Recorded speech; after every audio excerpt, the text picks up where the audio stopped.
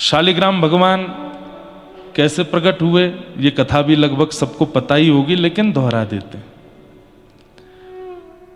जलंधर नाम का एक राक्षस था।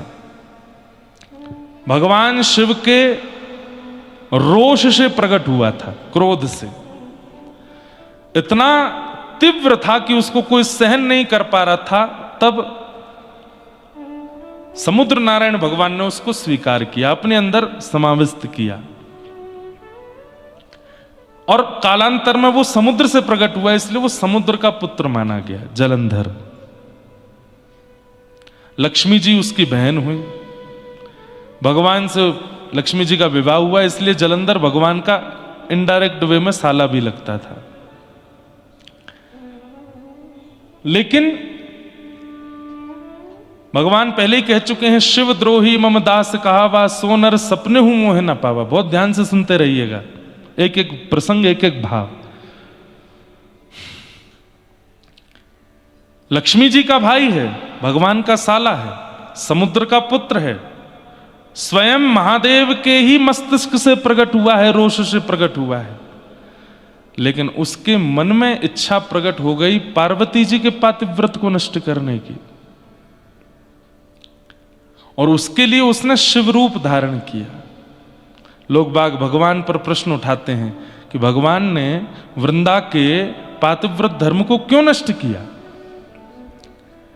उससे पूर्व की कथा सुनना जरूरी है, क्योंकि जलंधर ने जो किया था वो पाप नहीं, वो महापाप की श्रेणी में आता है।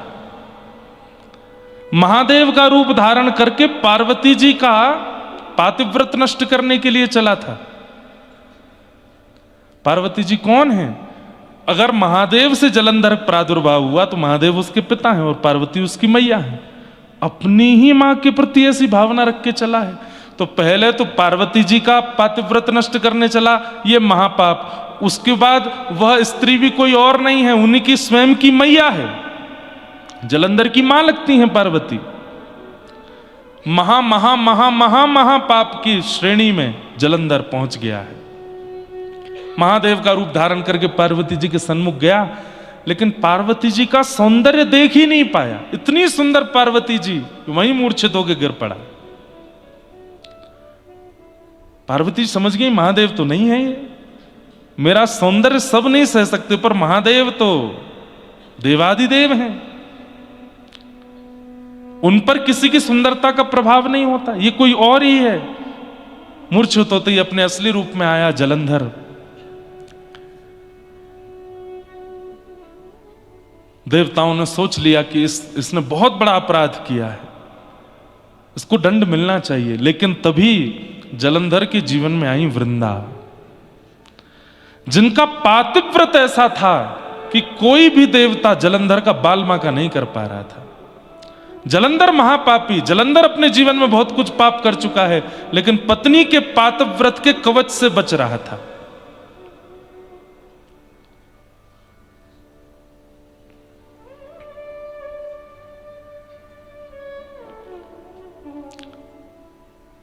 ठाकुर जी को जब ये बात पता चली तो भगवान बोले ठीक है, ये काम हम कर सकते हैं। तब किसी ने कहा वृंदा को बहुत कष्ट होगा, वृंदा को बहुत पीड़ा होगी। तो ठाकुर जी बोले जीवन भर वृंदा को हम सुख प्रदान करने के लिए तैयार हैं, परंतु जलंधर ने जो पाप किया है उसका दंड उसको मिलना चाहिए। और बंधुओं, एक बात बड़ी स्पष्ट समझ लीजिएगा, मेरी बात को अन्यथा मत लीजिएगा, बहुत ध्यान से सुनिएगा। ये जो विवाह होता है ना, विवाह के बाद कन्या के हाथ में जिस वर का हाथ दिया जाता है वो साक्षात नारायण स्वरूप है और कन्या लक्ष्मी स्वरूप है।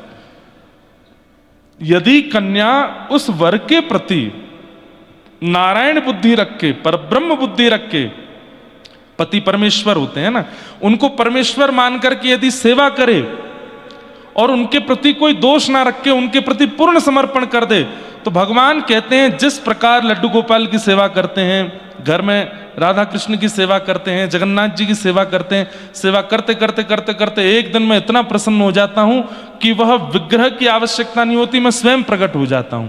भगवान कहते हैं संसार में जितने भी पति हैं वो सब मेरे विग्रह हैं, उनके प्रति पत्नी का क्या भाव होता है मैं देखता हूं, और जब मुझे लगता है कि ये पूर्ण समर्पण से बिल्कुल त्याग में होकर के उसकी सेवा कर रही हैं, तब उस पति विग्रह को हटा के मैं आ जाता हूं, मैं ही उसको स्वीकार कर लेता हूं। पति विग्रह है, जैसे विग्रह की घर में सेवा होती है ऐसी सेवा वेवा कर दिया करो उसकी, उसके पांव दबा दो, उसको खाना पीना खिला दो, उससे प्रेम से बात कर लो। आजकल वुमेन एम्पावरमेंट वाले इसको बहुत गलत लेते हैं। क्यों? पति क्यों नहीं कर सकता? क्योंकि पत्नी उसको लक्ष्मी जी नहीं मिलेंगी ना, आपको ही नारायण मिलने वाले हैं। और इस बात का प्रमाण वृंदा की कथा। वृंदा का पातिव्रत ऐसा है, जलंधर के, क्या वृंदा नहीं जानती कि जलंधर ठीक नहीं है? जानती है, लेकिन फिर भी पति है मेरे, और उस पातिव्रत का पूर्ण रूपेण पालन कर रही है। देवताओं ने जाके भगवान से कहा, प्रभु आप जलंधर का रूप बना करके जाएंगे, संसार आप पर प्रश्न उठाएगा। भगवान बोले नहीं, पतिव्रता नारी के पातिव्रत का फल ही यही है कि विग्रह पति का अंतर्ध्यान होना और मेरी प्राप्ति हो जाना, और वृंदा को अब मेरी प्राप्ति होगी। और भगवान जलंधर का रूप धारण करके चले गए। वहां जलंधर युद्ध भूमि में था, बड़े बड़े बाण भी उसका बाल बाका नहीं कर पाते थे। क्यों? वृंदा का पातिव्रत। आज भगवान नारायण जब जलंधर रूप धारण करके गए और वृंदा ने जैसे ही देखा, बंधुओं पातिव्रत धर्म नष्ट हो जाता है, पति के अलावा किसी के प्रति प्रेम भरी दृष्टि से देख भी लो तो। प्रेम भरी मतलब जिस दृष्टि से पति को देखते हैं उस दृष्टि से अन्य पुरुष को देख भी लिया तो धर्म नष्ट हो जाता है। अब सामने द्वार पर जलंधर के रूप में भगवान खड़े, और जैसे ही उसने देखा आप ठीक, आप आ गए, रुकिए मैं थाल पूजा का लाती हूं, और उसी भावना से जैसे भगवान को देखा, पातिव्रत धर्म नष्ट हुआ और जलंधर की मृत्यु हो गई। जब पता चला, अपने पति के सर को धड़ से अलग देखा, वृंदा ने, तुम कौन हो? तुम मेरे पति नहीं हो। शंख चक्र गदा पद्मधारी श्रीमन नारायण प्रकट हो गए, और प्रकट होकर के कहा, वृंदा तुम्हारे पातिव्रत धर्म से प्रसन्न होकर मैं तुम्हें प्राप्त हो रहा हूं। लेकिन वृंदा का पातिव्रत ऐसा कि साक्षात नारायण सामने आ गए हैं, लेकिन फिर भी असुर बुद्धि वाला पति ही प्रिय है। अरे तुम्हारे पास हृदय नहीं है क्या?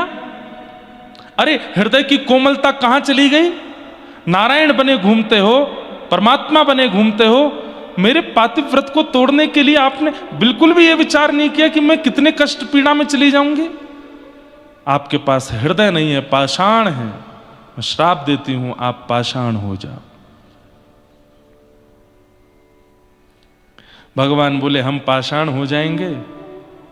तो भगवान को कृपा करने के बदले तुम श्राप दे रही हो, तो इस दंड पर हम भी तुम्हें श्राप देते हैं कि तुम भी झाड़ बन जाओ। और झाड़ काहे की बनोगी? बोले तुलसी की। हम बनेंगे शालिग्राम और तुम बनोगी तुलसी महारानी, तब भी तुम्हारा संग नहीं छोड़ेंगे। क्यों? तुम्हारा पातिव्रत धर्म हमको बहुत प्रिय लगा है। जब तक पृथ्वी पर मेरी अर्चना सेवा चलती रहेगी वृंदा, तुम मेरे समीप ही रहोगे। और भगवान शालिग्राम बन गए। शालिग्राम बन के दामोदर कुंड में विराजमान हो गए, और ये पूरा शालिग्राम क्षेत्र है। शालिग्राम भगवान साक्षात नारायण स्वरूप माने जाते हैं। उनकी आराधना, पूजा, सेवा, अर्चना, अब उसके कितनी महिमाएं ये तो हम 7 दिन तक सुनते ही रहेंगे। धो के पी लो, दिखा के खा लो, इतनी सामान्य सी सेवा है। शालिग्राम भगवान को नहला करके चरणामृत पी लो, प्रसाद दिखा के पालो, बस ये सबसे इससे ज्यादा कुछ नहीं करना है। और बस एक काम और, क्या? शालिग्राम भगवान सदैव तुलसी जी के साथ में रहे। शालिग्राम भगवान प्रकट हो गए मुक्तिनाथ क्षेत्र से, और वृंदा यानी कि तुलसी, उनके साथ सदैव आपका निवास होने लगा। इस प्रकार भगवान शालिग्राम रूप में प्रतिष्ठित हुए। शालिग्राम रूप में विराजमान हुए।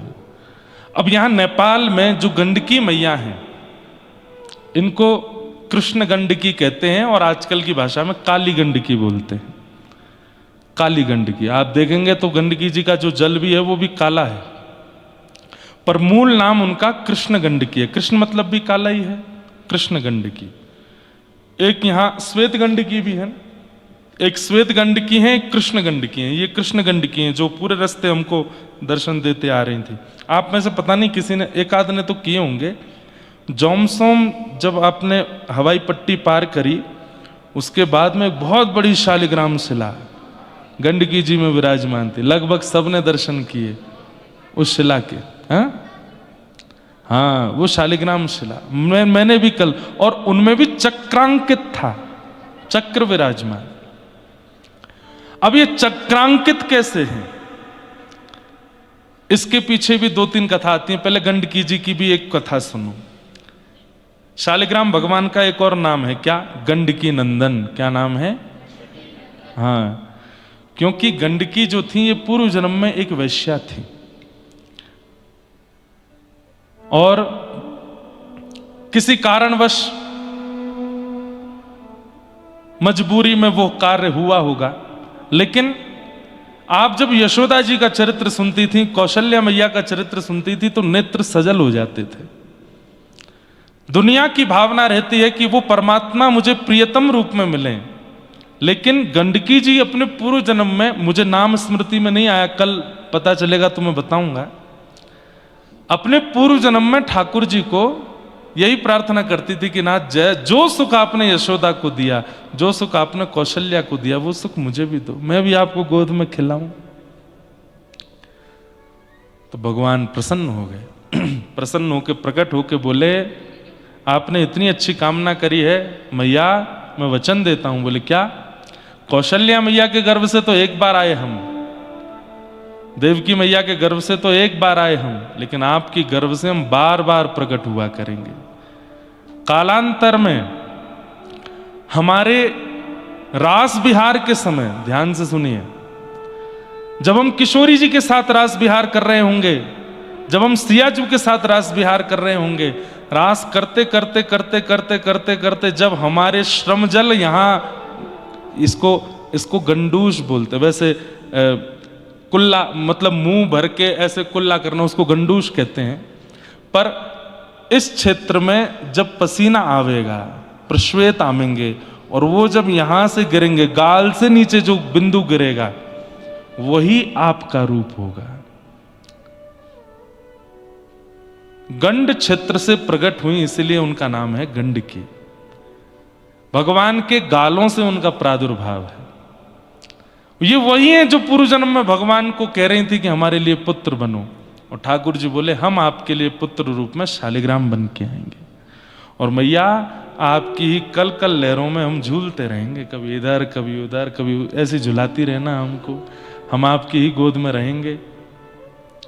तो मैया की इच्छा पूरी करके यहाँ गंडकी मैया प्रकट हुई, भगवान के गालों से प्रकट हुई, और प्रश्वेत का बिंदु है, पसीने के बिंदु, और उससे गंडकी मैया, और इन्हीं के भीतर से शालिग्राम भगवान, जो इनको वरदान दिया था उस भाव से। अब तीसरी कथा सुनो। एक राक्षस था, तो वो राक्षस हिमालय पर बैठ करके तपस्या कर रहा था। तपस्या का नियम है कि नारदो देव दर्शन, देव दर्शन से पहले नारद जी का दर्शन होता है। बहुत ध्यान से सुनिएगा। नारद जी महाराज प्रकट हो गए, नारायण नारायण नारायण, वरदान मांगो वरदान मांगो। उसकी आंख खुली, सीधे भागा नारद जी के पीछे। नारद जी बोले, अरे बड़ा विचित्र आदमी है भाई, पीछे क्यों भाग रहे हो? बोले, मैं तप कर रहा था, जिस कामना से वो कामना पूरी हो गई। बोले, क्या कामना है बताओ तो सही। दौड़ते दौड़ते ही पूछ रहे नारद जी। बोले, मैं बहुत दिन का भूखा हूं, बहुत दिन से भूख लगी थी, तो मैंने सोचा दुनिया में जो सबसे सुंदर होगा उसी को खाऊंगा। आप मिल गए मुझको। नारद जी बोले, ओ भैया तेरे हाथ जोड़े, मुझसे भी सुंदर कोई है? नहीं नहीं नहीं नहीं, आपसे सुंदर। अरे देखो क्या सुंदर केश हैं आपके, क्या सुंदर आंख है, क्या सुंदर आपका अरे भैया तुम मेरे स्वरूप को भूल जाएगा, मैं तुझे ऐसा स्वरूप दिखाता हूं। बोले कौन से?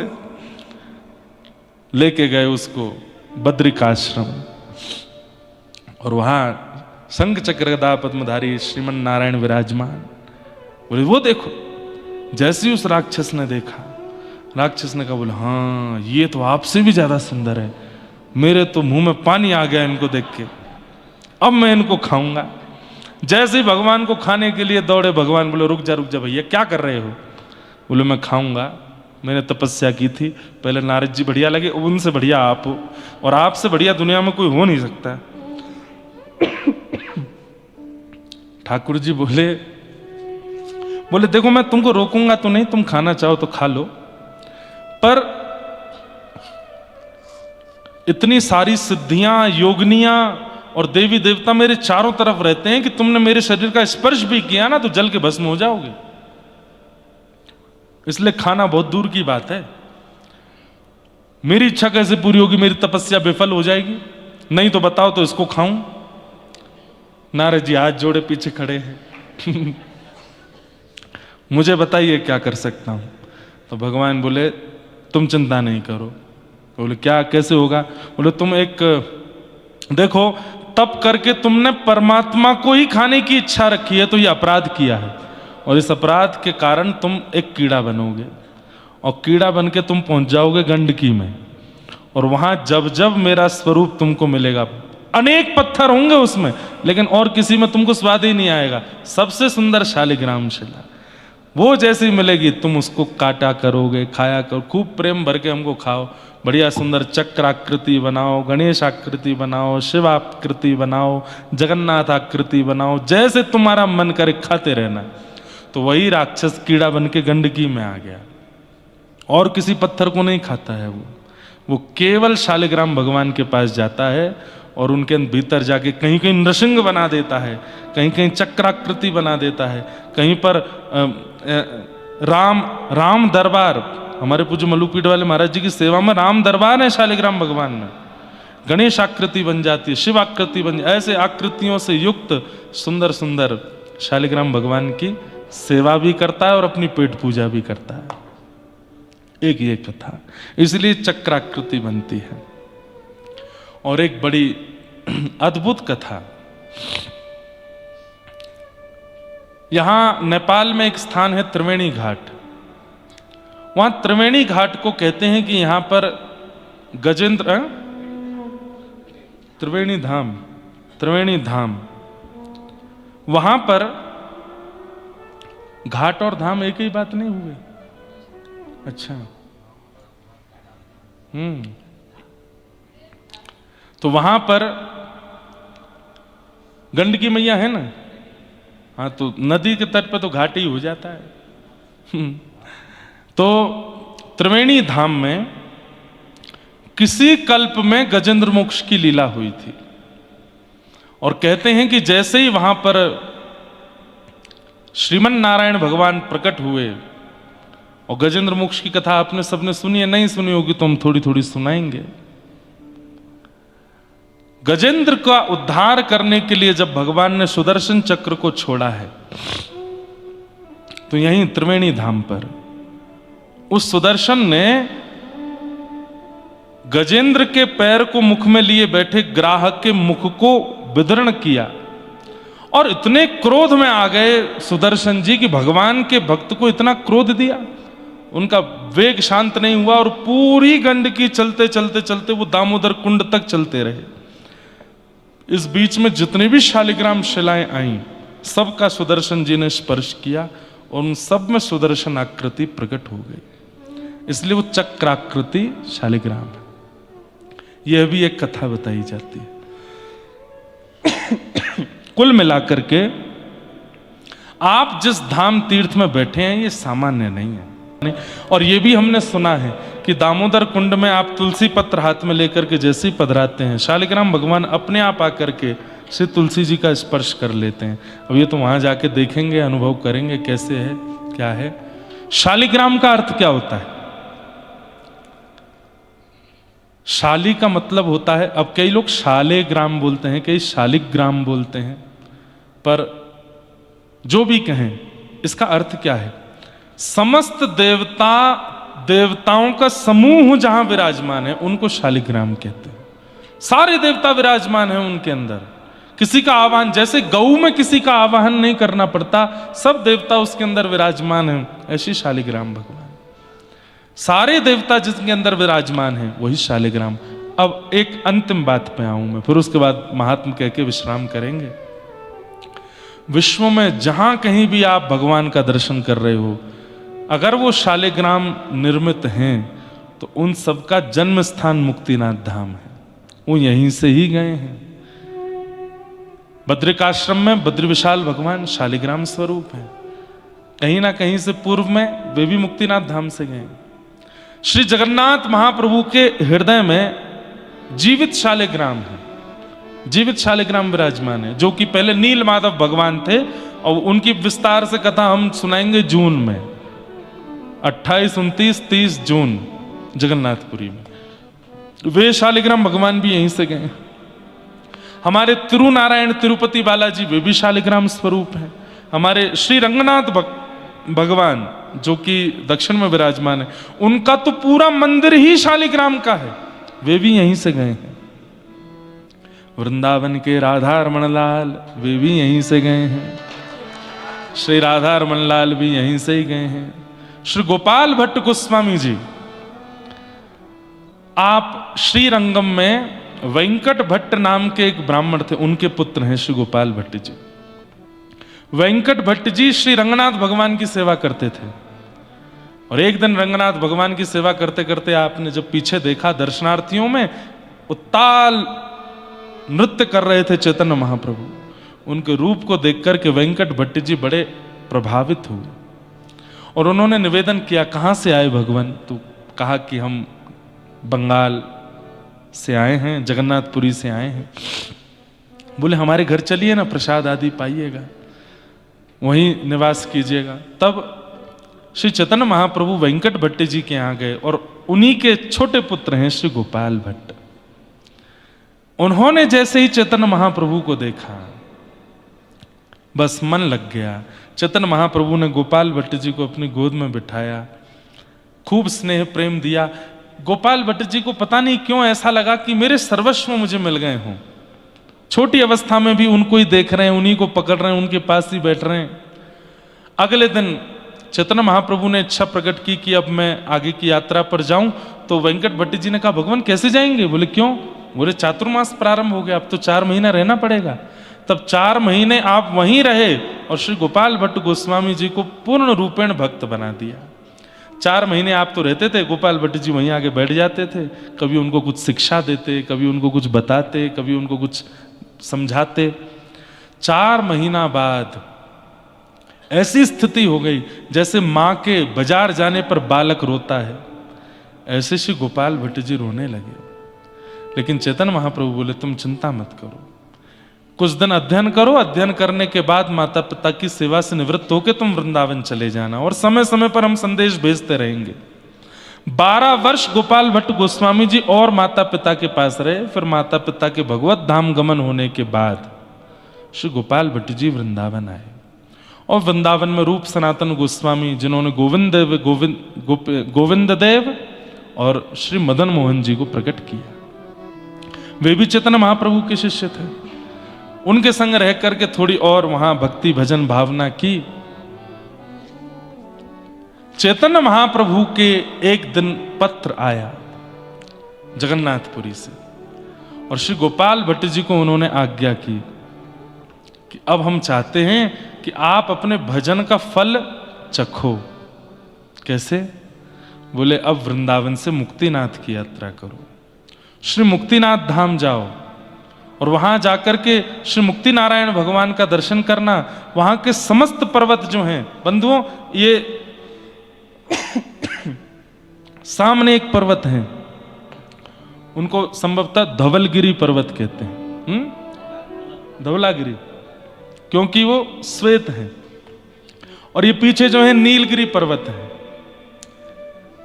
ये पर्वत भी शालिग्राम स्वरूप ही हैं। तो इन पर्वतों का दर्शन करना और वहां जाकर के श्री गोविंद कुंड, श्री दामोदर कुंड में जाके स्नान करना और वहां जाकर के अपने सेवा के अनुरूप शालिग्राम भगवान को लेकर के आना। ये पत्र में चैतन्य महाप्रभु ने आज्ञा दी है श्री गोपाल भट्ट गोस्वामी जी को। तब गोपाल भट्ट गोस्वामी जी गए हैं ऊपर दामोदर कुंड पर जाकर के स्नान आदि किए, तो कहते हैं इतने असंख्य शालिग्राम प्रकट हो गए, मानो सब शालिग्राम भगवान कहने लगे हमको ले चलो, हमको ले चलो, हमको ले चलो। तब आप बड़े संशय में आ गए कौन से शालिग्राम भगवान लेकर के जाऊं। तो आपने नेत्र बंद करके और श्री चैतन्य महाप्रभु का स्मरण किया और स्मरण करते हुए नेत्र बंद अवस्था में ही शालिग्राम भगवान उठाए और जो हाथ में आए उन्हीं को ही अपने माथे से हृदय से लगा के खूब उन्माद नृत्य किया दामोदर कुंड पर, और उन्हीं को लेकर के आप फिर मुक्तिनाथ से होते हुए वापस वृंदावन पहुंचे। वृंदावन जाकर के उन्हीं की सेवा करने लगे, उन्हीं को इत्र लगाते हैं, उन्हीं को घी लगाते हैं, उन्हीं को भोग लगाते हैं, उन्हीं का सब कुछ करते हैं। मन में बस इच्छा प्रकट हो गई कि नाथ, सब कथा जानते हैं, आपकी नासिका, आपके नेत्र, आपके कान, आपके हस्तकमल, आपके चरण कमल भी होंगे ना, मुझे दर्शन कराइए ना। आप जब प्रहलाद के लिए नृसिंह बन के आ सकते हैं तो गोपाल भट्ट के लिए हाथ पैर मुख धारण करके क्यों नहीं आ सकते। और उसमें भी कहते हैं ना कि घाव पर नमक छिड़क दिया हमारे श्री हरिराम व्यास जी ने जाके। ये कोई ऐसी वाली बात नहीं है कि उन्होंने गलत किया, बल्कि बंधुओं आचार्यों की क्रिया तो और सहायक बनती है भगवत दर्शन में। उन्होंने जाकर के बस वहां कह दिया, बोले कहां है आपके भगवान का झूलन उत्सव है, बोले वो झूल रहे, तो कहां, अच्छा ये गंडकी नंदन झूल रहे हैं। अब इन्होंने तो सही कहा, शालिग्राम भगवान गंडकी नंदन ही हैं, पर गोपाल भट्ट गोस्वामी जी बोले वृंदावन में सब राधा युक्त हैं, राधा वल्लभ, राधा गोपीनाथ, राधा मदन मोहन, राधा गोविंद और मेरे गंडकी नंदन राधा गंडकी नंदन, ये नहीं हो सकते क्या? हे नाथ, आप गंडकी नंदन ही क्यों हो, आप भी कुछ राधा के हो जाइए ना। वृंदावन में सब राधा वर हैं, आप राधा वर कब होगे? बस इसी विरह में रात भर रोते रहे, रोते रहे, रोते रहे। प्रातः काल यमुना स्नान करके आए तो आसन पर देख रहे हैं कि जो चद्दर रात में उड़ाई थी शालिग्राम भगवान को, उस चद्दर के अंदर कुछ खड़ा है। आहा, हमें तो ऐसा लगता है कि मुक्तिनाथ में शालिग्राम रूपी बीज हैं और वृंदावन में जाकर के उस बीज का फल प्रकट हुआ है, उसी बीज का वृक्ष प्रकट हुआ है जिसका रस हम आप सब ले रहे हैं। देखन में छोटे लगे, ऐसे बोलते हैं, घाव करें गंभीर। ऐसे मुक्तिनाथ जो है देखन में सामान्य लगे पर घाव करें गंभीर, मतलब राधारमन लाल जी जैसे प्रकट हो जाते हैं जिनके घाव भरने से नहीं भर पाते। एक बार जिसको देख लें राधारमन लाल, ऐसे शालिग्राम भगवान यहीं प्रकट होते हैं। ये उनकी प्रादुर्भाव स्थली है। पूरे विश्व में शालिग्राम भगवान के प्रकट भगवान ही पूर्ण नारायण, पूर्ण कृष्ण माने जाते हैं और वो यहां प्रकट होते हैं। एकमात्र ये भूमि है जहां प्रकट होते हैं और कहीं नहीं, और वो भी केवल 12 कोस के अंदर। इसलिए यहां आ गए हैं पुरुषोत्तम मास में, यही बहुत बड़ी बात है, बहुत बड़ी बात है।